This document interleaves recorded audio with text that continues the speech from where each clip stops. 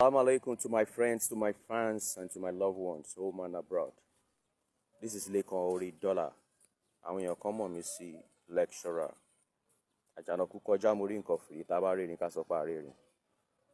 A sọ̀rọ̀ lójú ọlọ́rọ̀ tọ́lọ́rọ̀ bá rí wa kí lọ́rọ̀ fẹ́ ṣe.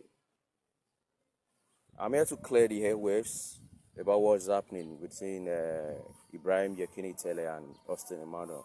Austin, you've said it all and you pour your mind. Kudos to you, brother. You understand? You know, film industry, Yoruba industry, and when you mọ̀ pé ìlú kan ni lọ́tọ̀.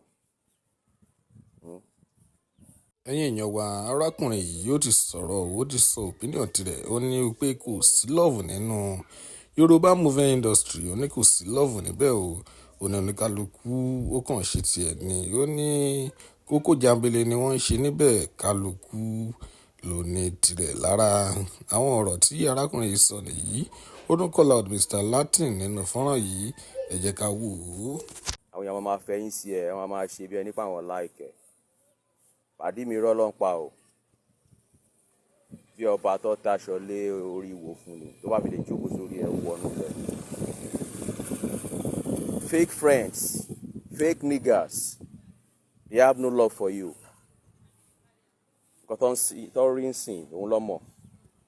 If they say they love you, run it. Ọmọ kò wọ ẹgbẹ́ kò wò sí ẹ̀. Nobody love you in the industry, especially Yoruba film industry. Austin Emmanuel, you're a good guy. We've worked like 3 or 4 times at least. You have a pure heart. You understand? And you've said it all and you know the whole thing. I like it that way.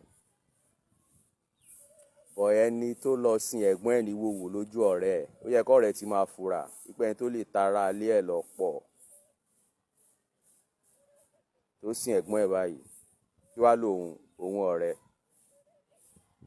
So I'm not here for anybody. I'm just trying to pour my mind.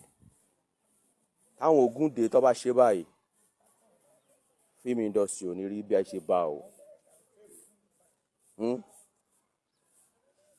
Táwọn Dúró Ládìpọ̀ tó bá ṣe báyìí film industry ò ní rí bí a ṣe bá. Wọ́n ti bà film industry jẹ́. And kudos to Oga Bello, kudos to Jide Kosoko. They are the real G. Àwọn bàbá wa nìyẹn. Ẹ pẹ́ fún wa. Ẹni fọjọ́ lọ́jọ́ lọ. Àdáwọlé yín ayọ̀rí sí rere. What a fan ọmọ Kánò Aliyah. Ẹni gbọ́mọ kankan sí lágbára Ọlọ́run. Kudos to Yinka Quadri. Kudos to Ogogo, Kulodo, Ìyá Wẹ̀rọ and so many more. Ìyá Rainbow. Wọ́n ti da film industry, wọ́n ti dojú ẹ̀rù. And ọ̀gá wa, kudos. Ọwọ́ méjì fún yín bàbá. Mr. Latin, you're doing a great job and I really appreciate it. But àwọn wèrè kan wà nù wọn tó yẹ pé wọ́n ti bà industry jẹ́. Industry yẹn ti dìdàkudà. There's no love. 8, they worship money. Marketers, they do nonsense. Ẹ gbórúkọ àwọn marketers tí Austin dárúkọ náà. There are so many more. Èmi ńkọ́? I spent millions on film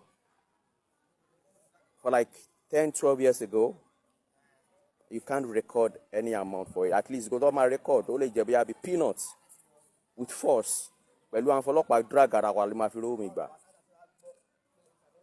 So if I even invest in another business, I put my money in another business, you know how much I would have made by now. I put a lot of effort in the industry. There's a particular day, I think 8 or 9 years ago, or 10 years ago, I went for a job in Ibadan. So, and there's one, how am I going to put it now? And there's a state meeting, cultural center. Me present, mo wà níbàdàn, mi wà níbi iṣẹ́. So àwọn marketer wa bá wọn actors l'Abẹ́òkúta, wọ́n bá wọn ṣe meeting. There's one actor, then the second day, èmi àti Madam Ṣajẹ́ wá pàdé lórí iṣẹ́ tí wọ́n sọ pé Lékan Oríṣìlẹ̀ pé marketer ń sọ̀rọ̀ lánàá pé ó ní kìnìkan ẹ lọ bèrè lọ́wọ́ Lékan Oríṣìlẹ̀, he has been a good guy to me kìnìkan pé ṣé marketer tó ń sanwó bẹ́ẹ̀ yẹn ṣì wà ṣá. Nípa àwọn ti jà wọn lówó gan o. The same thing pẹ̀lú Múkàrẹ́ o kìnìkan o. See what they did to Funke Akindele. Àwọn mákẹ́tà ẹ̀ wà tá a lè dárúkọ gbogbo nǹkan tó kó jọ ń gbà yẹn náà kí ló dà ẹran ló ń sùn tẹ́lì tó lọ sí àwọn olórí burúkú èèyàn tó ń ṣiṣẹ́ fún yín lójú méjèèjì ìbílẹ̀ máa fi san èmi gbé ogun wọn ṣéke ńgbà yẹn o wọn ni wọ́n máa fi marketing ni wọ́n máa fi pìtàn ni wọn ò ní jẹ́yàn wọn ò ní mú nǹkan kan bọ̀ ń bẹ̀ àtàbí tó wáyé tí ibi tí mo ti rówó tí mo fi ṣiṣẹ́ kò ń ṣọ̀nà ẹ̀tọ́. Where are they today? They are nowhere to be found. Nǹkan tó máa gbẹ̀yìn gbogbo yín náà nìyẹn tẹ́ bá ń lonú méjì pẹ̀lú wa. Thank God it's YouTube now. Get away with your life. Get away with your useless things you're calling marketing. It's not done in abroad. It's not done that way. Ẹ máa pick talent èèyàn. Tẹ́ bá pick talent èèyàn tán. At the end of it, ẹ wá rubbish ẹ nìyẹn. Torí ẹ̀ mo ṣe ń wá àwọn fools. Ẹ wá béèrè lọ́wọ́ àwa. Ẹ lọ béèrè àwọn producers tí ó lè produce wọn. Ẹ mọ̀ àwọn actors lọ ti sọ pé no, I will never do it again. Kọ́lọ́ ń fọ̀run kẹ́kà tí kè wá wájọ́ wà lórí set ńgbà kan kó tó kú kí bàbá Kálásárì tó kú wọ́n ní pé àwọn bá ṣe fíìmù àwọn máa ti pa mákẹ́tà kan àwọn á lọ kó owó táwọn hustle táwọn fi yà jẹra àwọn wá kó fi ṣe fíìmù mákẹ́tà kan á máa sá kò ní sọ wá o fáwọn àwọn á ti pa o tó bá jẹ́ gbọ́mílé láńtà lèèyàn gbà tó fi ṣe fíìmù ṣé bóyá máa ṣe náà nìyí. So that's their home.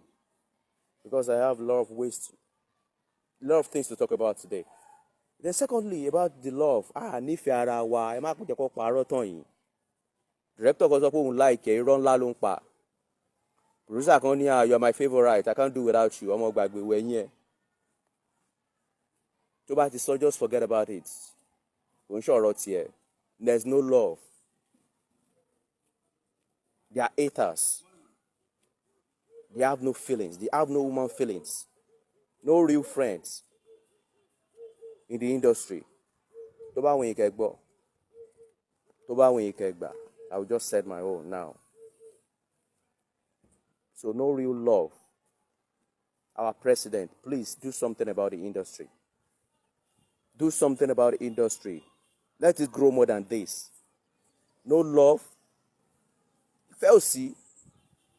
Kẹta àwọn mákẹ́tà kan ní kó máa pè ẹ́ síṣẹ́ àwọn actor kan ní àwọn ò fẹ́ lórí sẹ́ẹ̀tì kò yẹ kó máa lọ bẹ́ẹ̀ o ìjọ kan máa níbo lẹ́wọ̀ àwọn máa lẹ́ ti kú ẹrù pẹ́ ní kú àbí ẹ máa kú tàbálẹ̀ ti kú àwọn èèyàn máa mọ tí yóò ní because inú àwọn èèyàn kan máa dùn jọ yẹn ni pé ó ti jáde láyé olórí burúkú ẹ̀wọ̀n kan tó sọlé ayé mi dì ẹ̀wọ̀n kan tó sọlé ayé dì bí ẹni pé kò ní kú mọ́ èmi ò ní kẹ́ ẹ ṣéǹjì o